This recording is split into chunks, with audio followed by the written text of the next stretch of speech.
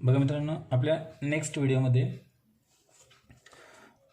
काय म्हटले ट्रान्झॅक्शन बघू आपण. हा पेज इथे कंटिन्यू सोबत ठेवणार ते प्रॅक्टिस होईपर्यंत. आता मागच्या ट्रान्झॅक्शनमध्ये आपण बघितले होते की मशिनरी आपण खरेदी केली. मशिनरी खरेदी केल्यानंतर तिला बसविण्याचा खर्च केला. नंतर आपण मशिनरी चेकने विकली. नंतर लॅपटॉप खरेदी केलं. त्या लॅपटॉपचं आपण पेमेंट पण केलं.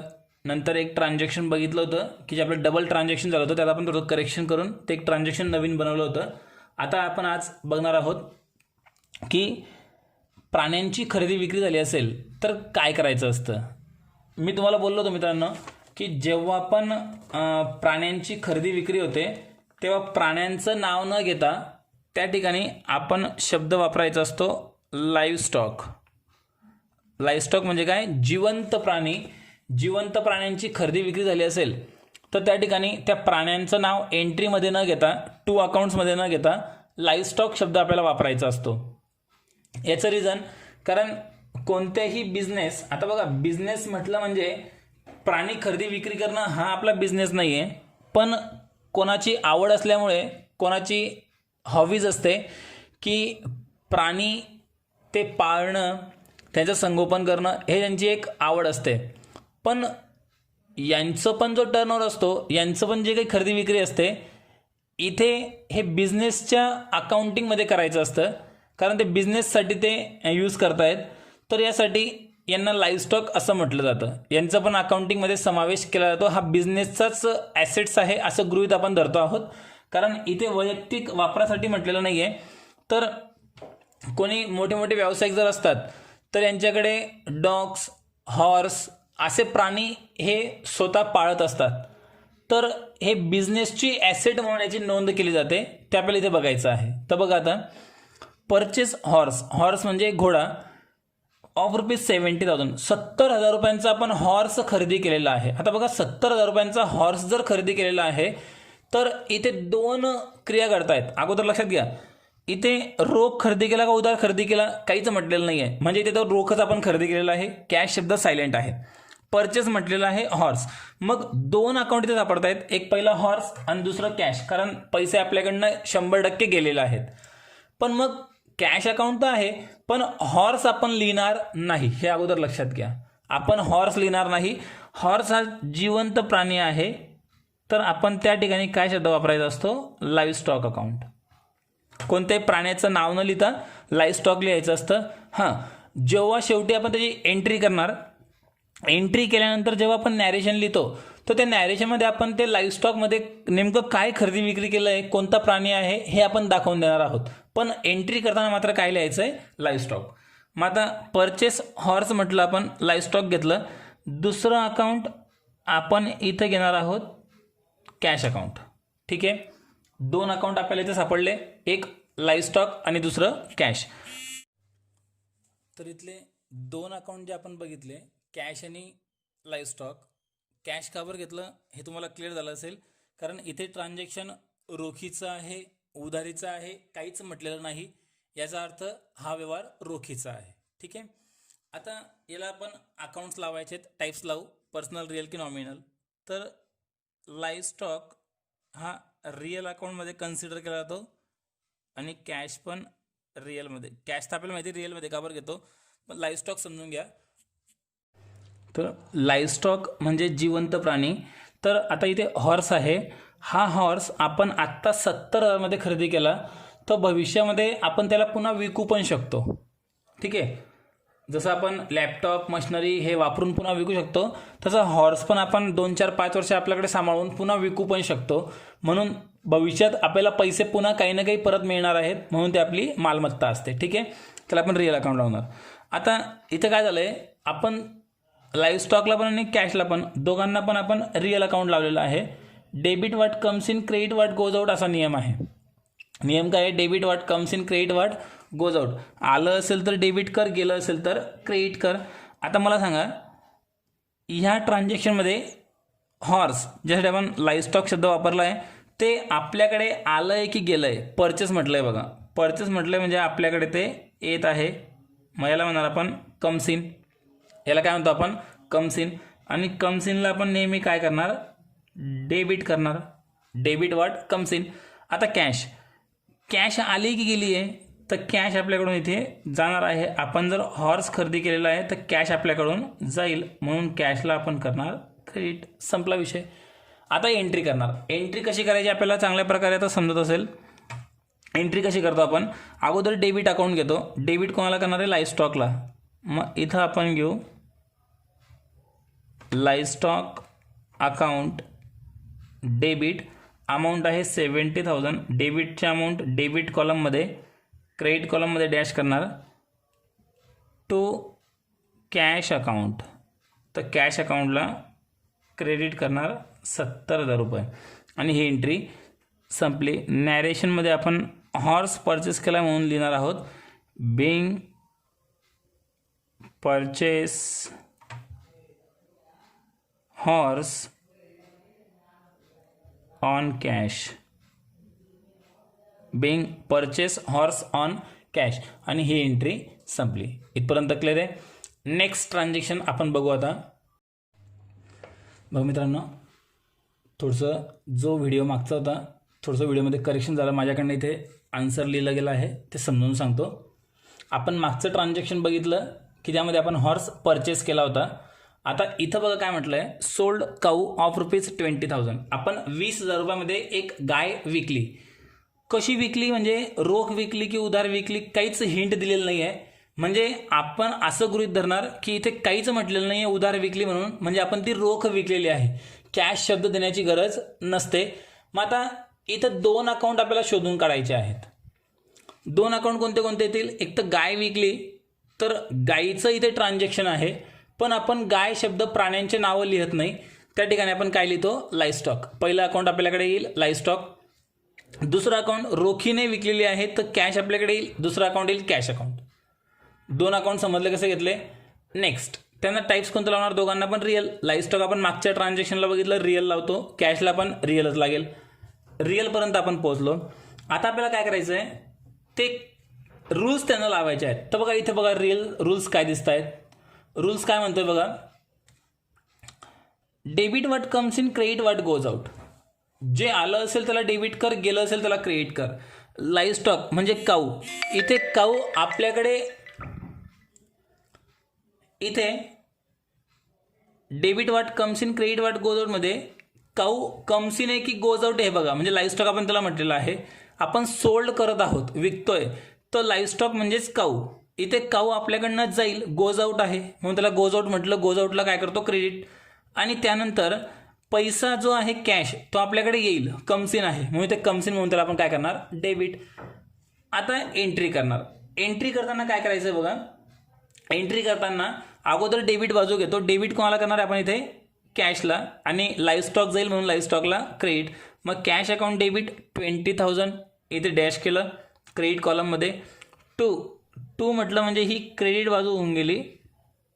To livestock account 20,000. To livestock account 20,000, 20,000. हे ट्रान्झॅक्शन संपलं. नॅरेशन लिहून टाकू आपण, being sold cow on cash. संपलं हे ट्रान्झॅक्शन.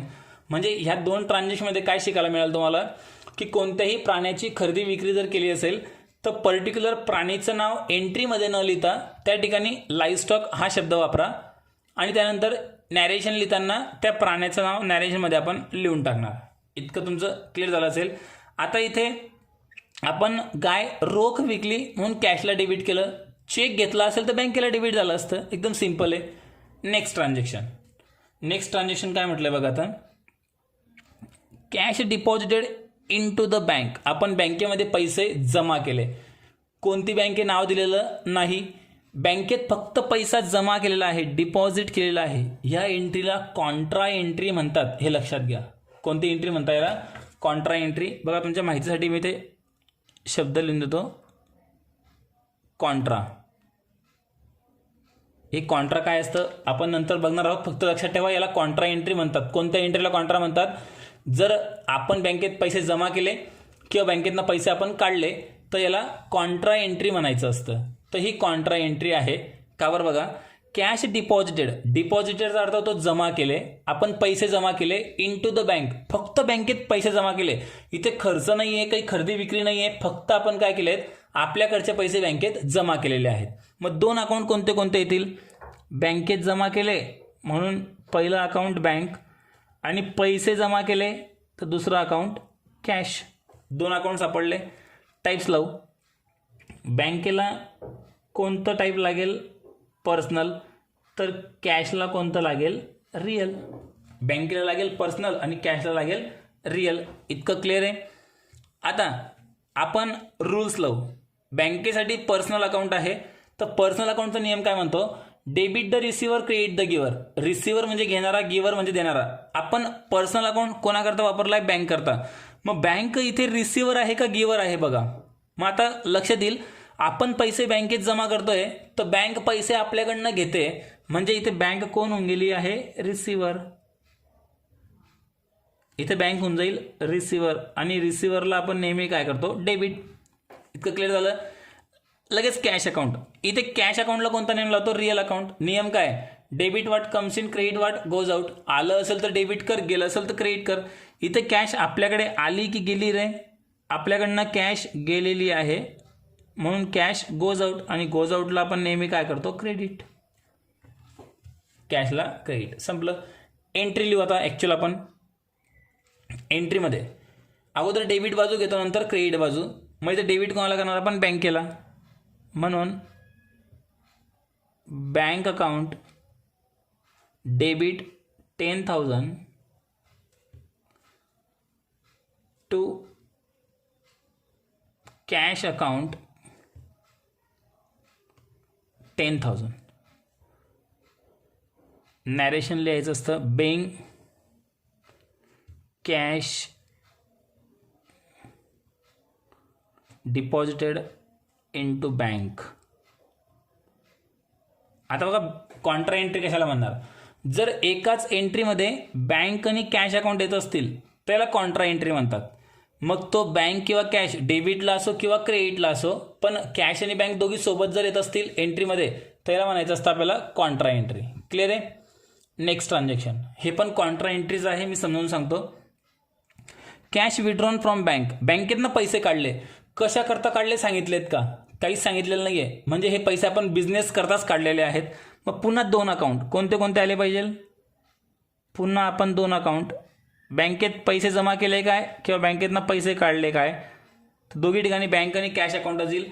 पण बघा इथे बँकेला डेबिट होतं, इथे कॅशला क्रेडिट होतं. आता इथे काय होणार आहे बघा, बँकेसाठी आपण कोणतं अकाउंट लावतो, पर्सनल अकाउंट, आणि कॅश करता कोणतं लावतो, रिअल अकाउंट. जे मागच्या ट्रान्झॅक्शनला घेतलं सेम तसंच. पण आता रूल्समध्ये चेंज काय होईल बघा, इथे आपण पैसे जमा केले होते डिपॉझिट, इथे आपण पैसे बँकेतनं विड्रॉनचा अर्थ तो काढले. आपण बँकेतनं पैसे काढले. आता बँकेतनं पैसे काढले, का बरं काढले काहीच सांगितलेलं नाही आहे, म्हणजे आपण बिझनेस करताच काढले. इतकं क्लिअर आहे. आता बँकेसाठी नियम लागतो पर्सनल अकाउंटचा. नियम काय म्हणतो, debit the receiver, credit the giver. जर बँक पैसे घेत असेल तर बँक रिसिव्हर, बँक पैसे देत असेल तर बँक गिव्हर होऊन जाईल. इथे बँक पैसे देत आहे, आपण बँकेतनं पैसे काढते म्हणजे बँक काय करते, पैसे देते. बँक काय होऊन गेली, गिव्हर, आणि गिव्हरला आपण नेहमी काय करतो, क्रेडिट. इतकं क्लिअर आहे. Next cash account. कॅश अकाउंटला आपण कोणतं अकाउंट लावतो, रिअल अकाउंट. आता मला सांगा, कॅशला आपण रिअल अकाउंट जर लावतो तर कॅश इथे कम्स इन आहे का गोज आउट आहे बघा. आपण बँकेतून पैसे काढतोय तर पैसे आपल्याकडे येत आहेत, तर इथे काय होऊन जाईल, पैसे आपल्याकडे येत आहेत म्हणजे कॅश कम्स इन आहे, आणि कम्स इनला आपण काय करतो, डेबिट. इथपर्यंत क्लिअर झालं. आता एंट्री करायची आपल्याला ॲक्च्युअल. इथे बघा बँकेला क्रेडिट आहे, कॅशला डेबिट आहे. अगोदर क्रेडिट आहे मग डेबिट आहे, पण एंट्री करताना नेहमी आपण डेबिट कोणाला करायचं असतं, सॉरी, आपण अगोदर नेहमी काय लिहायचं असतं, डेबिट. मग आपण डेबिट कोणाला करणार आहे, कॅशला. मग इथं लिहू बघा आपण, कॅश अकाउंट डेबिट 6,000, क्रेडिट कॉलममध्ये डॅश केली, to bank account 6,000. Narration, being cash withdrawn from bank, being cash withdrawn from bank, बँकेतनं पैसे काढले. बघा इथे कॅश आणि बँक हे दोघी नाव आले की नाही एंट्रीमध्ये, इथे पण कॅश आणि बँक होतं, म्हणजे याला काय म्हटलं आपण कॉन्ट्रा एंट्री. इथे पण कॅश आणि बँक नाव आलं, ही पण कोणती एंट्री झाली, कॉन्ट्रा एंट्री. समजलं इथपर्यंत. आता नेक्स्ट ट्रान्झॅक्शन आपण बघणार आहोत. नेक्स्ट ट्रान्झॅक्शनमध्ये काय म्हटलंय बघा, कॅश विड्रॉन फ्रॉम बिझनेस, बिझनेसमधून पैसे काढलेले आहेत फॉर पर्सनल यूज. कशाकरता काढले रे, वैयक्तिक वापर. पर्सनल यूजचा अर्थ काय होतो, वैयक्तिक वापराकरता आपण बँकेतनं पैसे काढलेले आहेत. पर्सनल यूज, वैयक्तिक वापराकरता आपण पैसे काढलेले आहेत. आता वैयक्तिक वापराकरता व्यवसायातून पैसे काढ, माल काढ किंवा एखादी ॲसेट्स घे, त्याला आपण नेहमी काय म्हणायचं असतं, ड्रॉइंग. याला आपण नेहमी काय म्हणणार, ड्रॉइंग अकाउंट. आणि काय काढलं आहे व्यवसायामधून, कॅश, मग इथे घेतणार आपण कॅश अकाउंट. इतकं क्लिअर आहे. आता एक पॉईंट क्लिअर करा, ड्रॉइंग म्हटलं म्हणजे उचल, पैसे कोणी पण काढले असतील, म्हणजे कोण काढेल पैसे व्यवसायामधून, मालकच काढेल. जो पण बिझनेसचा ओनर असेल तोच पैसे काढण्याचा त्याला फक्त अधिकार आहे. असं कोणी पण व्यवसायातनं पैसे काढू शकत नाही. जो मालक आहे तोच पैसे काढू शकतो. जसं कॅपिटल, व्यवसायामध्ये पैसे कोण आणेल, मालकच आणेल, पण आपण त्याला कॅपिटल म्हटलं. तसं पैसे जर काढले असतील मालकाने तर आपण त्याला काय म्हणायचं असतं, ड्रॉइंग. हे ड्रॉइंग म्हणजे हे कोणाचं अकाउंट दर्शवतं आपल्याला, मालकाचं. मग मालकाचं नाव न घेता आपण काय लिहायचं असतं, ड्रॉइंग. पण आता हे मालकाचं अकाउंट आहे की नाही, मालकाचं नाव दर्शवतंय आणि मालक हा व्यक्ती आहे, म्हणजे कोणता अकाउंट लागेल, पर्सनल. आणि कॅश तर आपण शिकतोय, कॅशला कोणता लागेल, रिअल. आता बघा ड्रॉइंग आणि कॅशपैकी एकाला डेबिट होईल, एकाला क्रेडिट होईल. मी तुम्हाला बघा इथं लिहून दिलं होतं, ड्रॉइंगला नेहमी काय होतं, डेबिट. इथे पण ड्रॉइंगला डेबिट का बरं होईल बघा. इथे जो व्यक्ती आहे मालक, समजा जो बी कोणी मालक असेल तो काय करतोय, व्यवसायामधून पैसे काढतोय. म्हणजे तो मालक पैसे काढतोय म्हटल्यानंतर पैसे रिसीव्ह करतोय का गिव्हर बनतोय, तो व्यक्ती, तो मालक रिसिव्हर बनत आहे. आणि रिसिव्हरला आपण नेहमी काय करतो, डेबिट. कारण पर्सनलचा नियम लावला. नियम कोणता लावणार आपण, पर्सनलचा. आता कॅश अकाउंटसाठी रिअल अकाउंटचा नियम. रिअल अकाउंटचा नियम काय म्हणतो, आलं असेल तर डेबिट कर, गेलं असेल तर क्रेडिट कर. कॅश मालकाकडे आलेली आहे, पण बिझनेसचा विचार करा, बिझनेसमध्ये पैसे येत आहेत का बिझनेसमधून जात आहेत. आपण बिझनेसचं अकाउंटिंग करतो, बिझनेसमधून पैसे जात आहेत, म्हणून कॅश गोज आउट आणि कॅशला काय करणार, क्रेडिट. इतकं समजलं. आता 24 नंबरची एंट्री, अगोदर डेबिटची आपण नोंद करतो, मग डेबिट नेहमी कोणाला करणार, ड्रॉइंग अकाउंटला. मग drawing account debit 9,000 to cash account 9,000. एकदम सिंपल एंट्री आहे. नॅरेशन लिहू, being cash withdrawn for personal use, being cash withdrawn for personal use, वैयक्तिक वापराकरता आपण पैसे काढून घेतले, बिझनेसमधूनच काढलेत, हे फायनल आहे. इथपर्यंत एंट्रीज आपली संपली. तर आता नेक्स्ट ट्रान्झॅक्शन आपण बघतोय पुन्हा ड्रॉइंगचं. लास्ट ट्रान्झॅक्शन क्लिअर करून घ्या. लास्ट ट्रान्झॅक्शनमध्ये मालकाने वैयक्तिक वापरासाठी बिझनेसमधून पैसे काढले होते, त्याला आपण नेहमी ड्रॉइंग म्हणतो. ह्या ट्रान्झॅक्शनला पण आहे बघा, मी परत क्लिअर करतो. कॅश विड्रॉन फ्रॉम बँक, काय फरक पडलाय बघा, मी परत क्लिअर करतो. इथे काय म्हटलं होतं बघा, कॅश विड्रॉन फ्रॉम बिझनेस, बिझनेसमधून पैसे काढले होते वैयक्तिक वापरासाठी. इथे पण बघा काय म्हटलंय, पर्सनल यूज, वैयक्तिक वापरासाठीच पैसे काढलेले आहेत. पण आता पैसे कुठून काढलेत, बँकेमधून काढलेले आहेत. आता पर्सनल यूज म्हटलं म्हणजे वैयक्तिक वापरासाठी काढलेले आहेत. वैयक्तिक वापरासाठी पैसे काढ किंवा व्यवसायातनं माल काढ, त्याला आपण नेहमी काय म्हणणार, ड्रॉइंग. त्याला आपण नेहमी काय म्हणायचं असतं, ड्रॉइंग. आणि ड्रॉइंग हे नेहमी कोणाचं अकाउंट दर्शवतं रे, ओनरचं. हे नाव दाखवतं ओनरचं, मालकाचं नाव नेहमी दाखवतं. ठीक आहे. त्यानंतर दुसरं अकाउंट, पैसे बिझनेसमधून काढलेले आहेत की बँकेमधून, पैसे कुठून काढले, बँकेमधून. तर दुसरं अकाउंट कॅश अकाउंट न घेता आपण कोणतं घेतलं पाहिजे आता, बँक. कारण बिझनेसमधून पैसे गेलेच नाही आहेत, बँकेमधून पैसे काढलेले आहेत. ठीक आहे. आता टाईप्स लावू आपण पर्सनल अकाउंट ड्रॉइंगसाठी.